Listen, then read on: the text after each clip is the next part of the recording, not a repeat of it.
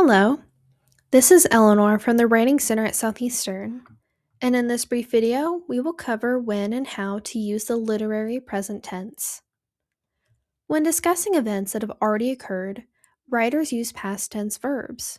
However, when analyzing literature, writers use a special form of the present tense, the literary present tense, to describe key themes, characters, plot points, or other parts of a story.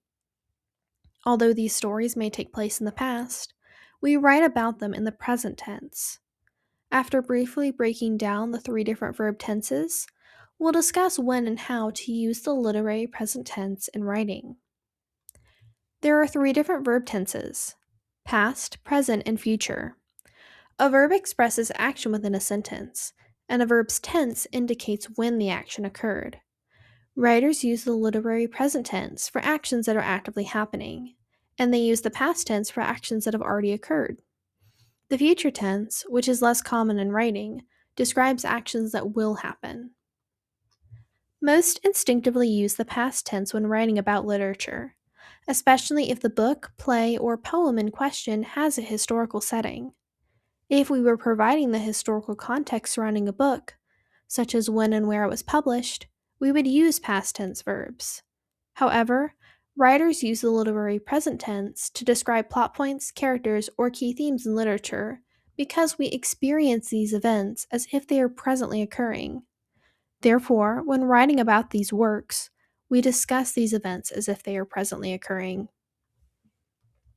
The literary present tense also adds a sense of urgency to the events at hand, even if we already know a story's conclusion.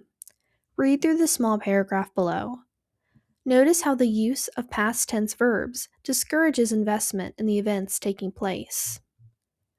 Let's see what this paragraph looks like when I use the literary present tense. Read through this paragraph again. Notice how the quotes from Milton's Paradise Lost feel less out of place, and use of the present tense is consistent throughout the paragraph. Although most know Eve will eventually cave to Satan's temptation and take the forbidden fruit, we are more invested in the significance of these events. Writers also use the literary present tense when discussing the arguments of other authors in MLA or Turabian Chicago style. In the first example, Jane Doe's argument is in the present tense because it still has an impact on how we discuss Western literature. Writers also apply the literary present tense to general truths, scientific theories, or theological and philosophical principles. The main exception to this rule is APA style, where writers use the past tense to describe another author's argument. Before we conclude, here's a brief summary of our three main points. Carefully read through your paper to make sure use of the literary present tense is consistent, especially in the body paragraphs. I hope this brief explanation on when and how to use the literary present tense has been helpful.